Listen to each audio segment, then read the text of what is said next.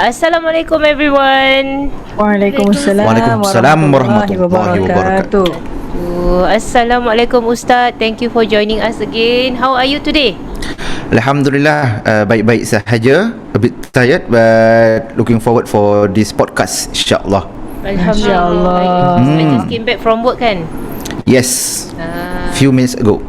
Few minutes ago. Oh, we really appreciate you joining us tonight. How are you ladies? Anything new today?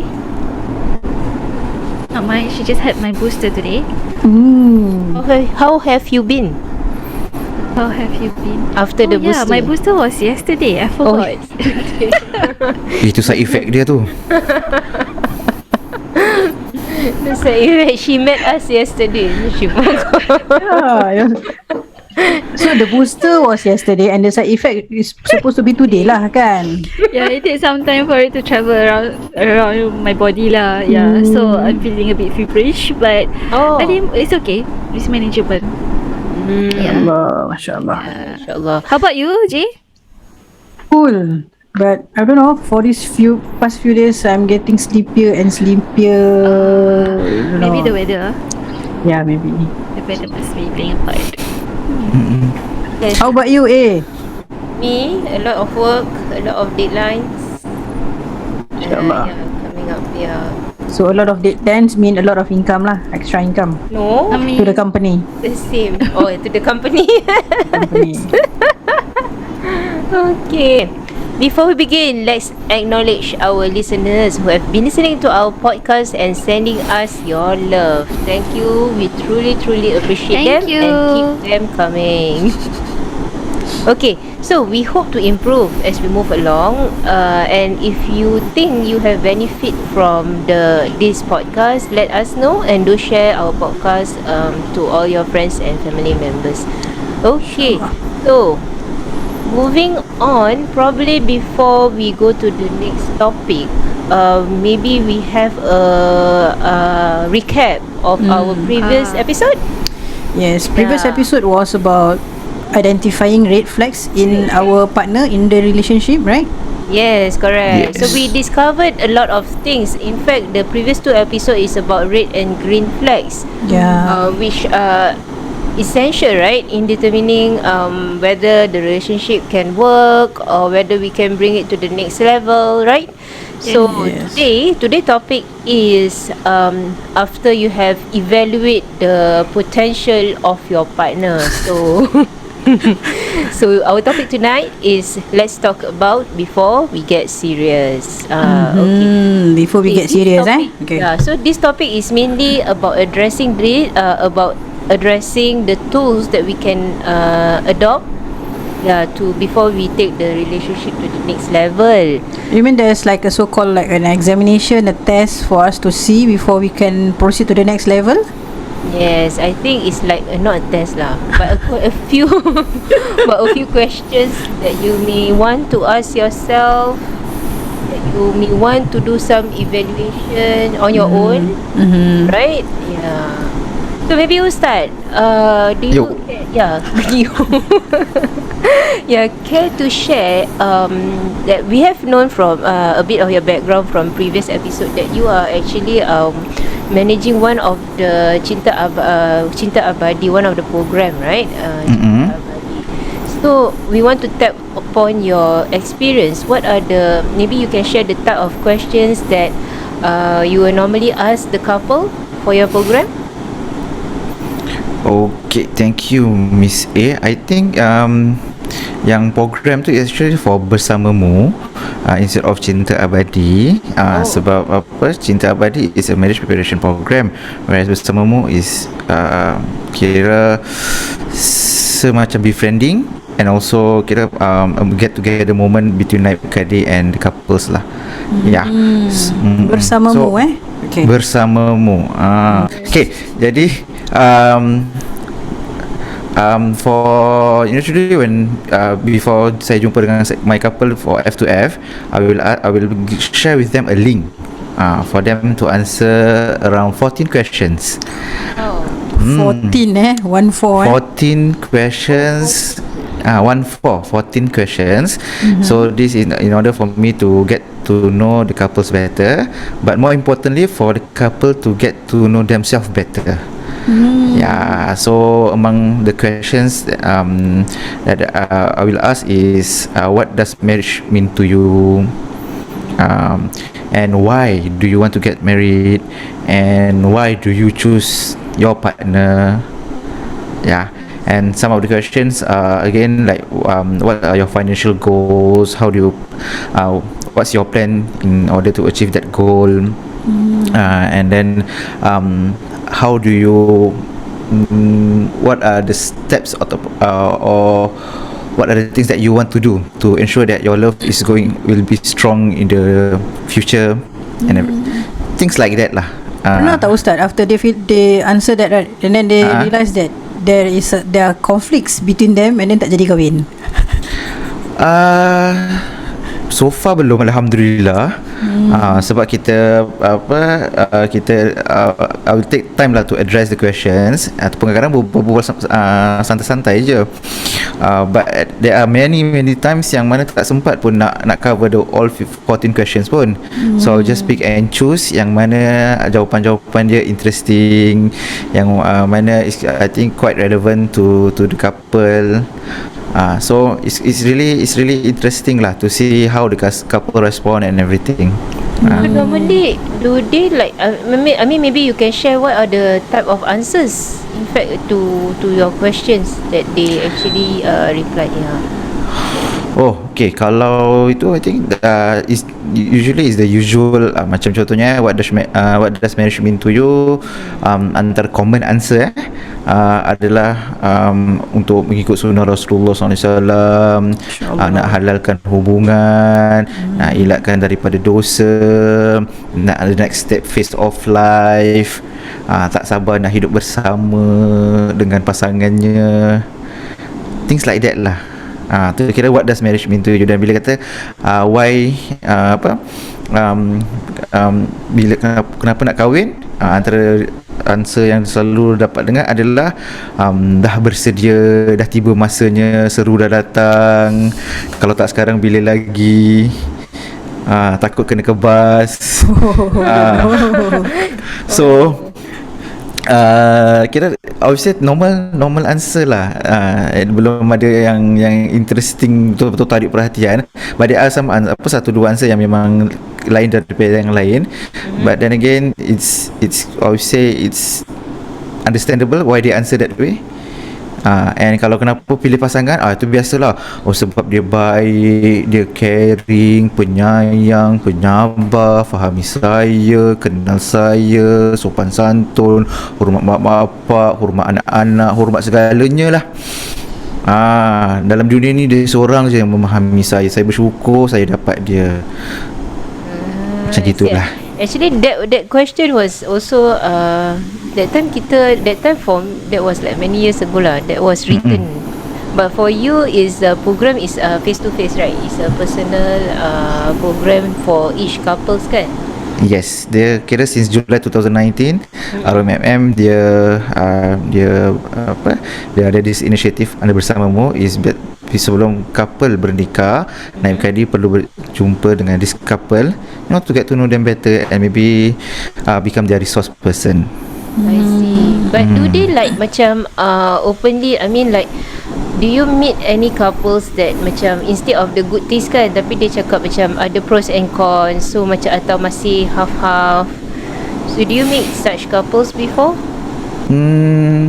In my limited experience, so far belum lagi lah. Mereka kira all of them are quite clear on why they want to get married, and cuma ada satu je yang cancel their marriage. Sorry, their plan for marriage. Reason tak diberitahu, dan saya pun tak nak probe further because I want to respect dia punya privacy and boundary juga. But naturally semua memang dah bersedia lah nak rumah tangga, and those question yang I ask them to is more like a self-reflection, so that they know what they are getting themselves into, and mana yang kan jawapan tak faham, jawapan dia pelik-pelik sikit, then I will guide them sedikit lah. Usually diorang selalu salah, mereka selalu salah is the question yang what are your deal breakers. Deal breakers tu maksudnya if dah tak boleh I mean if you cannot proceed with that, right?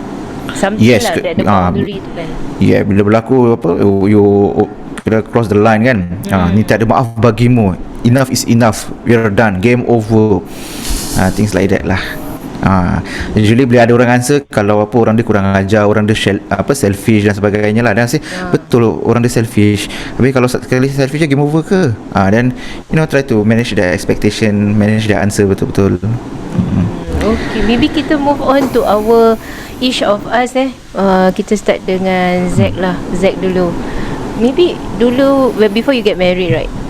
What would you I mean like casually ask your partner, I mean to know him better, or is it weird to ask directly?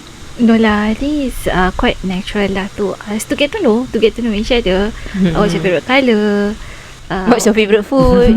Got allergy or not? Yes, all those are very important basic questions lah. Like you need to give gifts, right? So of course definitely you want to give something that the person who you love like what's their favourite shoe or favourite brand of t-shirt, those kind of things lah. Yeah. It's also sharing what they like lah, right? Like but it's not weird lah kan kalau to ask your partner, because at the same time it's also get to know their interests also as well, right? Oh yes, of course. Definitely. Did you ever ask this type of question to your partner? What kind of question? Or what type of question? Jill, what are the type of question that you ever ask your partner? Frankly speaking, I don't remember asking any. Throughout the relationship lah, when during get to because you're talking about my previous relationship, right? Any relationship? Suka makan apa semua? Ish. What's your PIN number? PIN number. Okay, Ustaz. Yo. Maybe for yourself, what do you go through this period where you actually ask your partner what any personal question or what they like or what they dislike? I think itu kira the typical question lah, macam apa tadi Miz cakap lah. Aku suka warna apa, suka apa semua, as we want to understand our partner better. Jadi kita tak tersilap, tersalah langkah. Sekiranya dia tak nak bilang pun susah juga. Kalau bilang sikit-sikit pun susah juga. So I'm very curious lah. Macam okay, I know that dating in Islam is very much frowned upon lah. But when couples meet up with one another, I'm very curious, what are the kind of conversations that they talk about dalam usaha mereka untuk to get to know each other? Apa hukum fikah ni, apa hukum fikah tu tak adalah Tak lah. Just curious lah to know macam, okay lah, set aside the dating, the hukum of dating, but whenever couples are in the process of getting to know each other, so what are some of the conversations lah that they talk about? Sorry, ini untuk siapa ni? Personally to me ke ataupun to the couple You yang can choose to answer your personal one, or you can choose to answer based on your observation lah. Because I think it's a bit personal lah. I acknowledge. Kan? No? Okay, so you can choose lah whether you want to answer personal ataupun from your observation. Okay, balik repeat balik soalan dia, jadi macam kita repeat. Allah. Okay, Jay, you can also chime in based on your observation from your friends. Apa-apa lah. Okay, so set aside the hukum of dating dan sebagainya lah. But when couple lah, sebelum mereka bernikah, before they get married, they meet up to get to know each other, to eat together, to go out. So usually I'm very curious lah, during this session, during these short dates lah, what are some of the conversations that they talk about? Okay, bismillah. Again, for my limited observation juga, is usually the type of question that they will talk about is vision for the family, goals in their life, careers, what do you want to achieve in the next 5-10 years, what's your thoughts on family planning, how many children, kids you. Ni kira boleh dah start serious lah. But I So a think lot of dreaming together lah. dreaming together, and also what how to prepare ourselves lah in getting to know our parents pula, partner, Setting vision lah setting vision, goal setting, things like that lah. Sebab I mean mungkin kalau untuk pasangan ataupun couple yang belasan tahun, dia just maybe nak kira tengah hit of tengah darah muda, nak fun. So but I think yang dah 20 lebih, 30 lebih, ataupun yang lebih dewasa sedikit ataupun lebih berumur, usually they will start the serious question lah. Kira macam the goal setting. Ada yang couple saya kenal, the first thing the lady asks from the guy is, I want to see your bank book. the lady, I want to see your CPF statement. the lady asked. Yes. Wow, Masya Allah, very goal oriented. Yes, the simple. It's clear what she wants lah kan. It's clear because dia nak pastikan yang the partner, yang the lelaki yang dia tengah kenal tu can be a responsible partner, ataupun Can be a he good has the means provider lah. Dia ada means untuk jaga dia, sebab dia time tu dia adalah divorcee of with 3 children, and the previous relationship failed sebab the husband langsung tak nak kerja, ex-husband langsung tak nak kerja, tak nak provide for the family. So bagi dia is okay lah, nak cinta-cinta, nak suka-suka, but I have 3 children that I need to take care of. So dia start macam gitu. Which I think is kira again is what you want in your relationship. And Alhamdulillah sekarang dah berumah tangga more than 10 years. Masya Allah. It actually depends on your experience juga, Ustaz. I mean that different age have different type of vision lah. So maybe probably for the one that you mentioned tu, because she has a previous failed marriage, right? So dia dah tahu. So she knows what she wants already. So it may differ from the younger couples where they start anew. It actually remind me of a question that I get, right? A person asked me if in a marriage during Ramadan, when I'm like struggling preparing the iftar with the kids and all, and then my husband is sitting down reading the Quran, not helping me, so what will be my reaction? So I was like, nak marah, macam he is reading the Quran kan, not playing the game. Then I told that person lah, for me it's up to him lah. This house belongs to us together. All of us needs to break the fast. Kids are our children. So if he wants to help, he help. If he don't wants to help, then that's it. Then this person give me this link, 5 love language, and asked me to do the test to know more about me. Then I was like, oh my goodness, macam kena buat exam gitu lah. But that was few weeks or few months before that, I just got to know about this 5 love languages. So when this person asked me to actually do that test, it's actually like baru macam a knock on me lah, to really do the test. And then I was like, oh okay, I'm actually this person, I'm actually this type of person. So macam, So what are you? Curious. tak boleh tahu, nanti satu dunia tahu. Tak boleh bilang. No. No. Dia ada touch person. It's a physical, right? Physical touch. Service. Correct. Zack, apa lagi Zack? Word of affirmation. Word of affirmation. Apa Another one. Time. Receiving gifts. Receiving gift. Quality time. Yeah. Quality time. So for all our listeners, do search for 5 love languages. Yeah. This test not only for couples but also for children. Okay, because sometimes how we want to be loved is not the same as how our friend or how our partner or our children wants to be loved. Okay, I have this incident, right, for between my friend and her daughter. Okay, so they got into a fight, and then the daughter said that semua orang tak sayang aku, semua orang tak pernah pedulikan aku. So my friend was very hurt. She said, aku bangun masakkan. My friend is like a great cook. She will cook a lot of dishes, and she will like all out. She's a stay home mother. We can see that she all out devoting her responsibility as a mother. So she said, how come the daughter doesn't see that?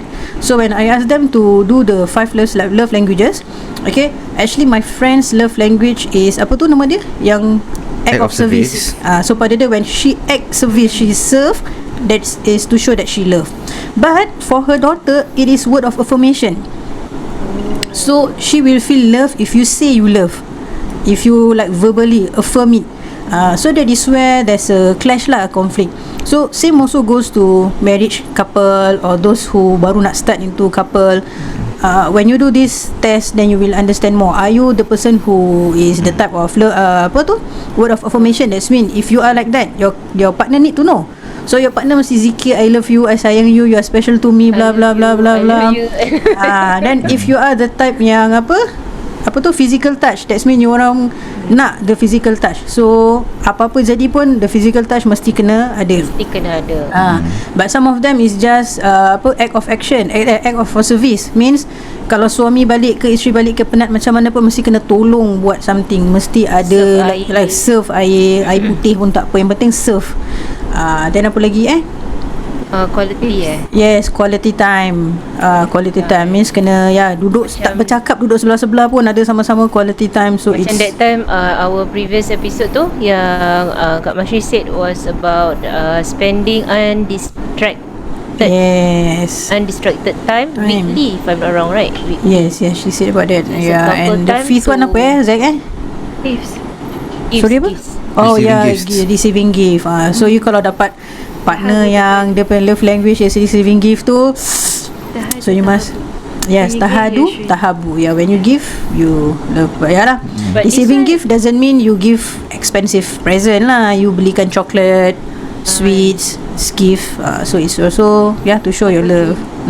Correct. But this one, this love language, right? Because I heard a few seminars regarding about this from different asatiza, from different speakers. So they did mention that as we grow, as we are into the relationship and we are facing different challenges, it may differ at times now. Correct. So it's good to do a check-in lah once a while to because sometimes kadang-kadang masa muda-muda you need a physical touch, but maybe bila you dah midlife, you need more quality time. Correct. You know, so it differs lah. It differs by partners lah. There's a few other tools, right, Zack? I think when we say that we are more of an affirmation person, or we are more of a touchy-feely person, so those are our prominent language. That doesn't mean that we cannot understand other languages lah, right? Especially when it comes to showing our love towards our children, we are supposed to show all types of languages. Correct. So that when they grow up, they can recognize all the different types of these actions as a form of as an act of love. So they can they can also give love to others. Betul. And if I may add juga, avoid sharing your love languages loosely lah ataupun unnecessarily, sebab bimbang ada orang yang akan abuse that knowledge. Take advantage, is it? Take advantage, then do something for to curry favor ke sebagainya lah. Macam mana tu, tak faham? Tak, macam contohnya kita tahu orang tu dia punya love language is receiving gifts. Okay. So the other person, kalau dia nak tambat hati orang tu, they just keep giving gifts lah.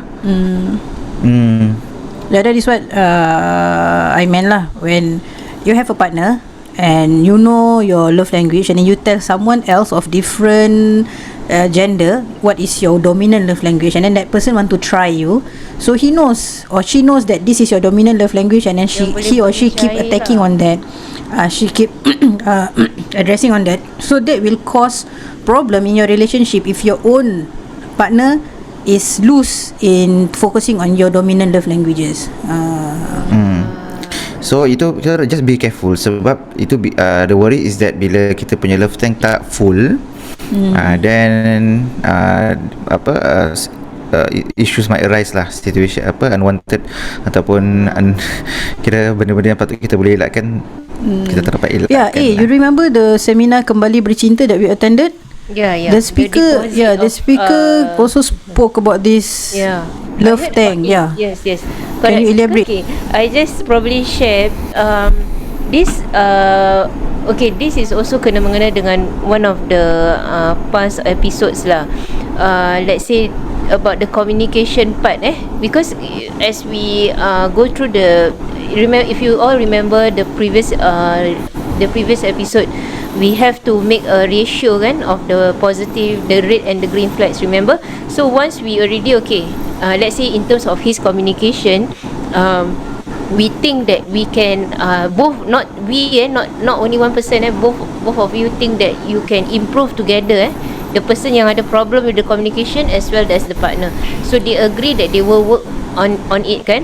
So then after that they step into marriage. So they step into marriage, diorang ada this communication yang diorang nak kena what do you call that, nak kena improve kan.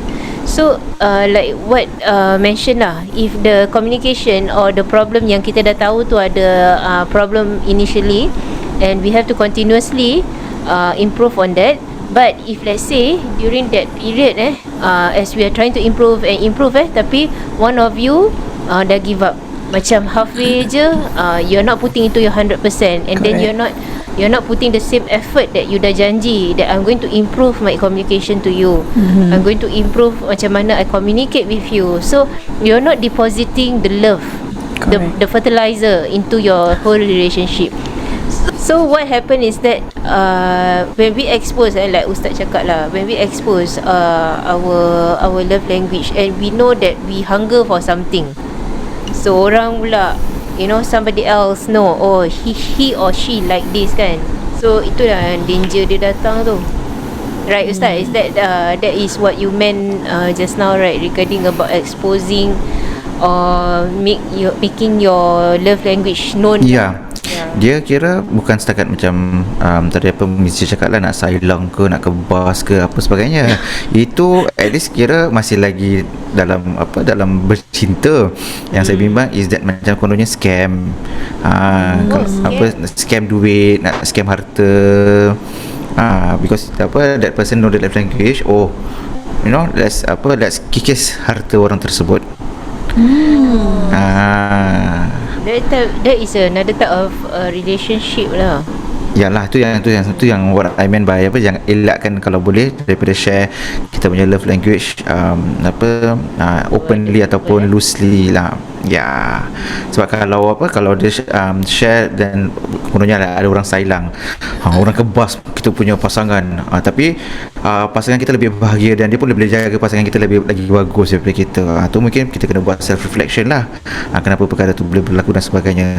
But sekiranya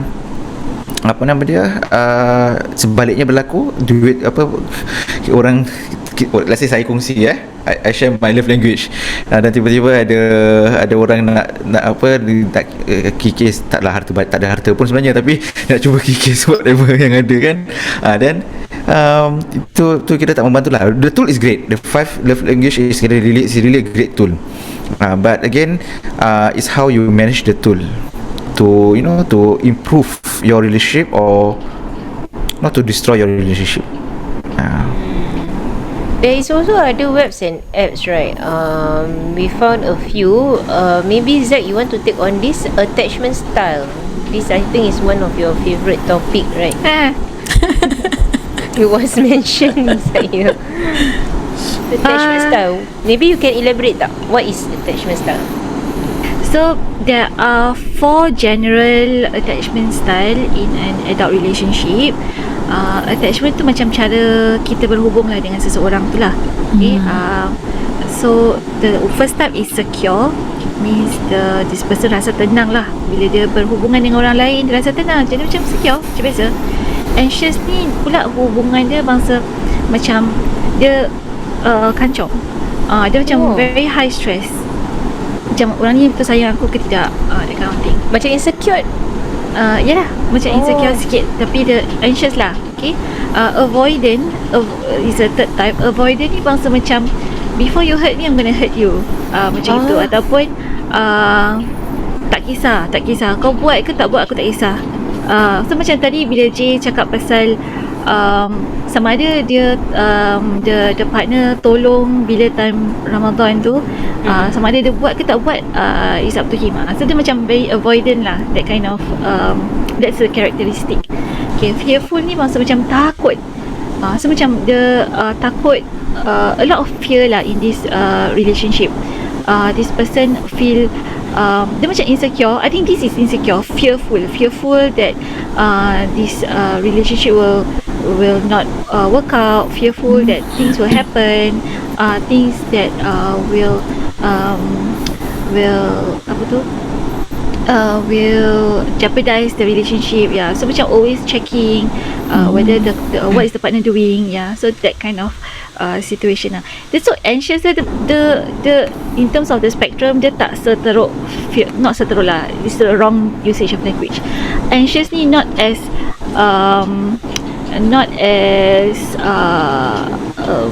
how to say, not as much fear in the relationship. Anxious tu cuma kancong aja. But fearful is really a sign of insecurity lah in the relationship. So this relationship apa tadi nama dia? Attachment. Relationship attachment style. So is it like 5 love languages also, that it can change as time goes by? So maybe someone will feel in the beginning, for example, from a previous failed relationship, tak kira lah putus tunang ke, putus cinta ke, bercerai kan. So this person, if get into a new relationship, they might fall into the insecure or apa tadi? One more? Fear.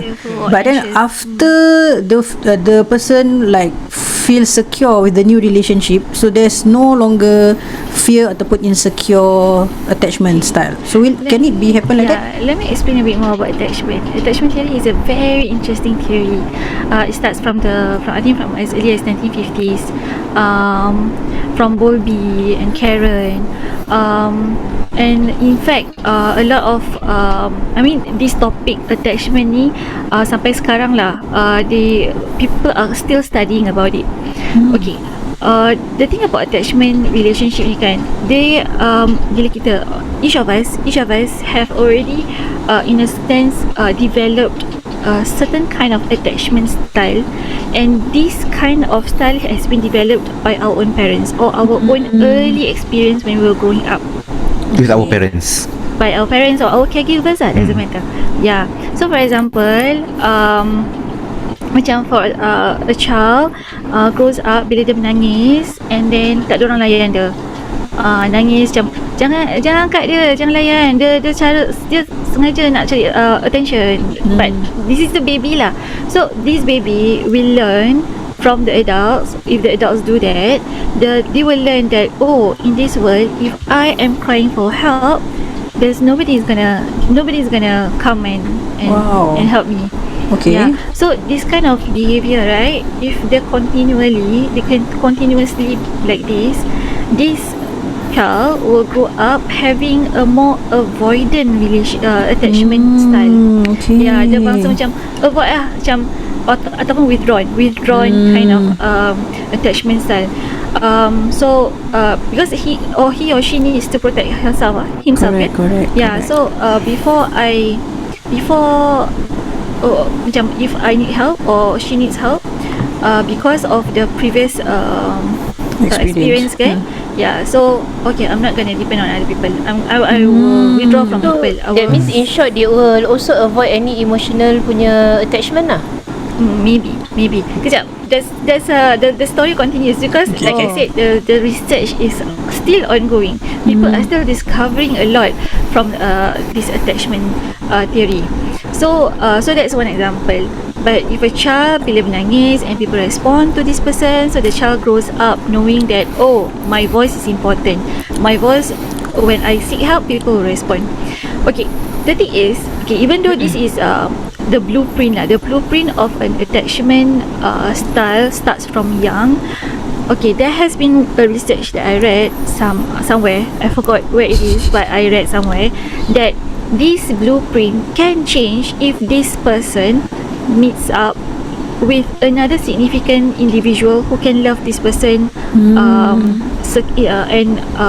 Fill the gap lah. reteach, re-educate this person to feel secure. Like you said just now lah, Cik. Yeah, so walaupun dia membesar, for example lah, dia membesar feeling avoidant, okay, dia membesar feeling withdrawn, but say she found a guardian or she found a partner who understands her, she who respond to her needs, and slowly she managed to rebuild trust in her attachment with another person. Yeah, so the attachment has the potential to change. Yeah, but this person needs to be significant enough lah. Oh, wow. Important in that person. That is why your partner is very important. You have to choose your partner wisely lah, because if you also found a partner who in the same boat, avoidance, kau merajuk kau punya pasal lah. Nak pergi nangis tepi katil lah, pandai-pandai pujuk diri sendiri lah. So things won't be soft and So the purpose of knowing attachment style ni bukan untuk nak menukar seseorang tau. Macam dia ni macam avoidant je. You jangan avoid, you come here, you share with me. No, the purpose of knowing these different style is to educate the person themselves or himself or herself. Yeah, so that bila kita, okay, for example, I'm Zakia and I my partner, someone. Okay, so attachment style is for me to understand what is his attachment style, so that I know how to respond him, not to change him, how to respond, and also manage the whole attachment or the whole dynamic of the relationship lah. Okay. Wow. This is actually to know your partner in order to strengthen your relationship. Right. Okay, Zack, can you repeat back what are the attachment styles slowly? Me like the keywords. So maybe because just now we are too fast and then we combine the explanation and example, so our listeners can actually try to reflect themselves. So which attachment style are they in? Okay, there are a few words lah. I think all these are definitions. So just now I said something different, but I find that those descriptions macam too general. Let me try to describe another one lah. So the first attachment style is secure. Okay, and then another attachment style is preoccupied. Tak secure. So macam not tak secure, macam preoccupied with the relationship. Obsessed with the relationship, is it? Yeah. Okay. So dismissing macam alah, tak kuasa lah, macam tu. And then fearful, so scared, so worried. Yeah, a lot of fear in the relationship. Okay, alright. Self-reflect. Tapi kira yang tambahan from apa yang Mizzat cakap, the attachment style ni is dia interesting lah, sebab dalam all of these four yang kita nak ada the secure attachment style, where the relationship is based on honesty, based on macam cakap kira kesap dia honesty, tolerance, actually tolerance dan juga emotional closeness, how close we are with our partners secara emotionally. Sebab selain honesty, tolerance tu I think important lah, sebab we are not perfect human beings kan, we have so many flaws. In fact dan kita, kalau saya rasa kalau kita ada another Ibrahim pun yang perempuan, saya rasa saya tak kahwin. Stay tuned for part 2 of this episode.